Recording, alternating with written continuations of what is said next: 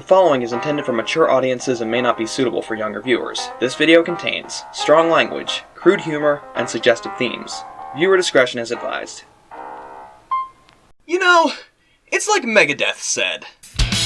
Hindsight is always 20/20. And I never would have expected the Kids Next Door video would be almost 20 minutes long. And I never would have expected this, a video that was meant to be in the middle of the month, to actually be how we're ending this year's Halloween celebration. But you know, life is fun like that. Nothing but a stream of endless chaos like a river furiously ripping off chunks of land and throwing them elsewhere just because it can, making deltas of pointless tripe that we, for whatever cosmic bullshit reason, have to sink our unprepared feet into. I think 2020 has been proof enough of that.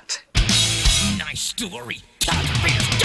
So fuck it! If the world is going to throw me spiraling into chaos, I'll spit back at it by talking exclusively about how a series ended! Happy Halloween, you twisted! I know where babies come from! The Grim Adventures of Billy and Mandy was a show about two kids that tricked the Grim Reaper, death itself, into being their quote-unquote best friend forever. But really, they turned him into their servant. It's pretty funny. The show was mainly focused on making a lot of dark humor and morbid jokes, while also parodying a lot of good old traditional horror culture, as well as current horror media like Evil Dead and Resident Evil, and just whatever else they felt like poking fun at. And I could go into the characters, what the humor was like, the general flow, etc. But we're not actually talking about the Grim Adventures of Billy and Mandy, we're talking about how the series ended with a made-for-TV movie special that was meant to be the start of a new spin-off series, starring an assortment of the side characters as a superhero team. Who ever thought for a second the idea of, hey, we've got some side characters, let's make them the Avengers, okay? Of course, the main series stars the Grim Reaper, who just goes by Grim, who's jaded and dismal from being practically a slave to Mandy, the intelligent, sinister, and cynical one, and Billy, the stupid, gross one. And sure, I'd love to cover this show, but at the moment, with what little time I have left, I don't think it would be the smart thing to do. But maybe in the future, because I do remember this show being pretty funny. I didn't know you could fly! Fly? But the kid will do it sometime.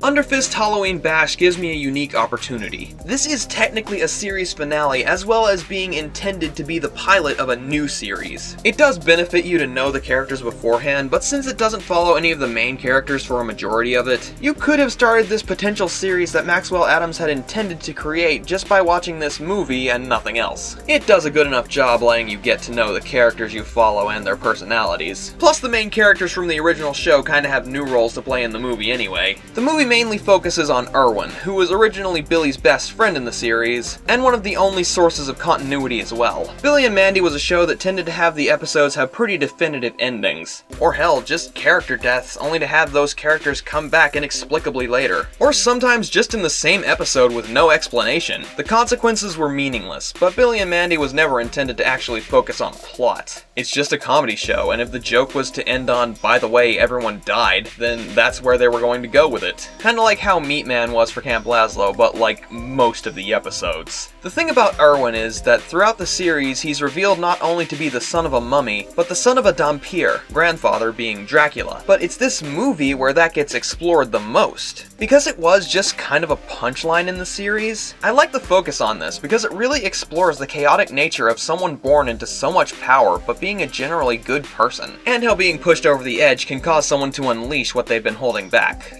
Don't fuck with the quiet kid. So the most interesting person to pair him with was indeed the spectral exterminator Hoss Delgado, who was and still is one of my favorite characters in the series. He's hilarious in all his machismo cheesy goodness. And he's loosely based on Ash Williams from the Evil Dead series and Snake Plissken, the inspiration for Solid Snake, and you can't tell me that David Hayter wouldn't be an amazing voice for Hoss. Find something to believe in, and find it for yourself. And when you do, pass it on to the future. Believe in what? That's your problem. Hoss kinda started off the series as a minor antagonist, mainly against Grimm, because of his whole fighting monsters and specters and things thing, but he also ends up being an ally when there are bigger issues at hand. He also was in a decently interesting for character dynamics on-again, off-again relationship with Eris, the goddess of chaos. You've never truly been loved until you've been eaten by a giant bug.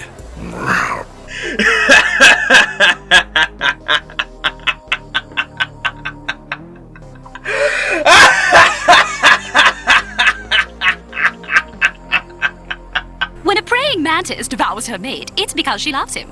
When I do it, it means I'm crazy!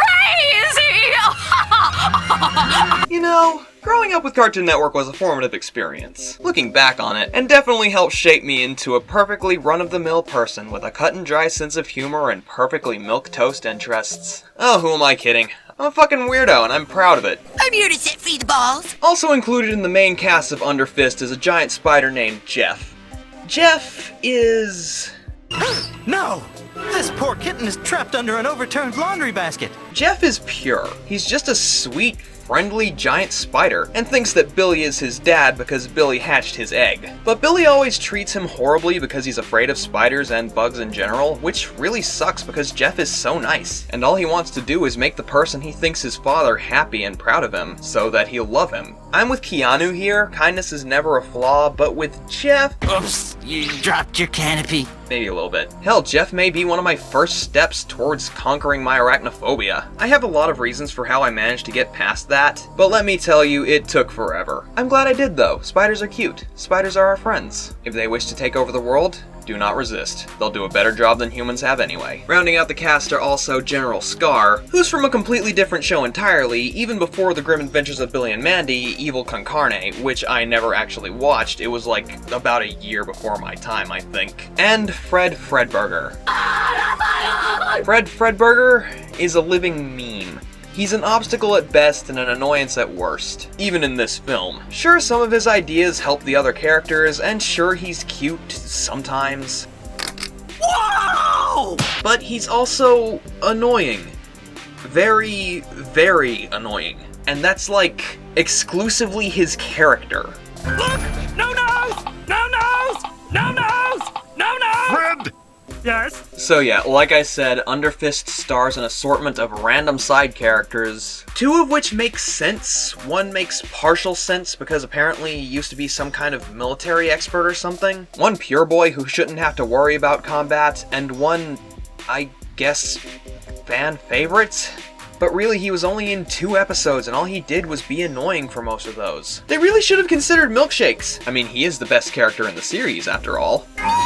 And in using nothing but side characters, who should they cast as the main antagonist other than a peripheral character who was an antagonist, like, twice?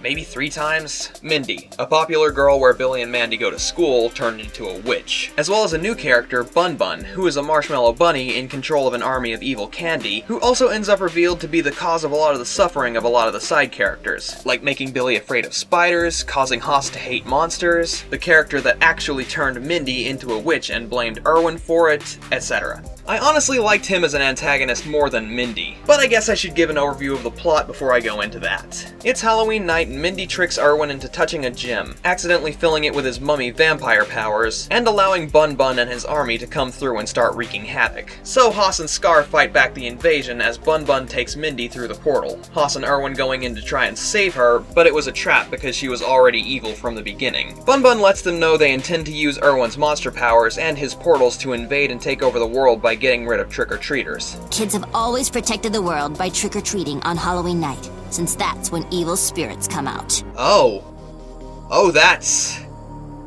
not concerning at all. And of course, with learning that Erwin is a monster, Haas no longer trusts him. I do like that Haas and Erwin actually fight each other. I like seeing Erwin unleash just raw, chaotic power, with the Candy Army just being collateral during the fight. But eventually, after a lot of fighting and a huge Candy boss fight emerging, Erwin saves Haas's life, allowing him to get the finishing blow, and Erwin and Haas learning their lessons. The arcs may be water thin, hell, water is thicker than this stuff. But it at least tried to put in these themes of acceptance. Acceptance of yourself for who or what you are, acceptance of others for who or what they are, treating yourself and others with respect despite what you've been through or are going through. And Jeff even has this arc that I think was supposed to be an attempt at maturity isn't just an assortment of generic adult things, but a state of mind, and that being an adult doesn't mean that you have to stop being yourself. And it may be one of the weakest arcs of all of them because it really misses the mark on what it wants to say.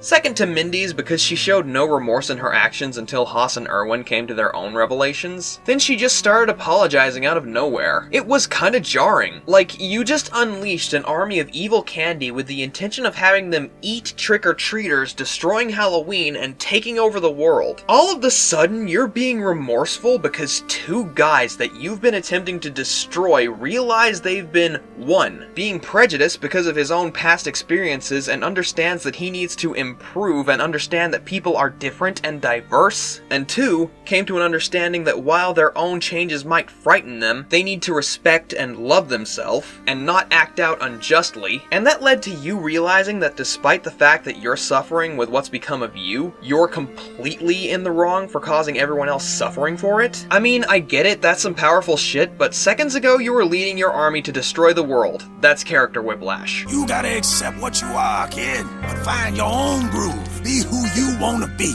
And I could totally spin it with this thought that Bun Bun represents something that's actively wishing to create hate and prejudice, to cause strife and discord between people, and that's why he's thematically a better antagonist. But really, this isn't focused on either. I appreciate the attempt, as flawed as it is, though. Ain't nobody gonna take you seriously till you turn into a half-bat creature and terrorize a small European village. I'd love to, but COVID. There's only so much you can do in an hour anyway. Like the almost missable part about Scar being a double agent for like 5 seconds. That was a thing. As an antagonist, Bun Bun was fun. He was delightfully wicked and not really taking the other characters seriously for the most part. Most of it just seems like he's having fun with them and loving the chaos he's creating. I just wish he was more of a presence. Because he kind of gets overshadowed by Mindy. Hell, Mindy even got the villain song, Trick-or-Treater Eaters, which is kind of a bop, but like only enough for me to say that it needs a good cover to really unlock its potential. It is unfortunate that he was there and gone so quickly, but hey, I think this wanted to just be an action comedy movie more than anything. And that goes double for you, Apple Looker!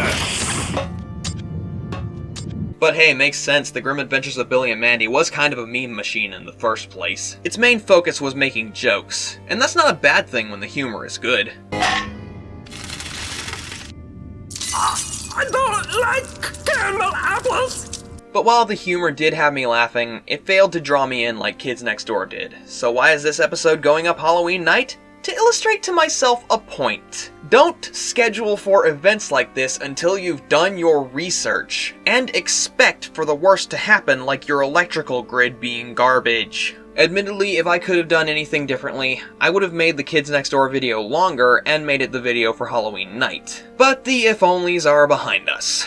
And we need to look towards the future. Move on with our chins up and chests high and you know, shit like that. So that's it for Blight's Halloween Extravaganza 2020. Sorry it kinda went out with a whimper this year. But I'll try to do better next year, mainly with managing myself and figuring out what I want to do and how I want to do it. I'll probably keep it to like 2 reviews, maybe 3 if I actually manage my time better. But 5 with my current scripting habits? No dice. I hope you guys have a safe and happy Halloween night. If you're new around here, please check out the channel. I've got a lot of stuff to offer. And while I'm probably going to try to fix my schedule now, I'm definitely going to try to keep up the pace and try to keep cool stuff coming out here all the time. So for now, good night one and all, and a very happy Halloween.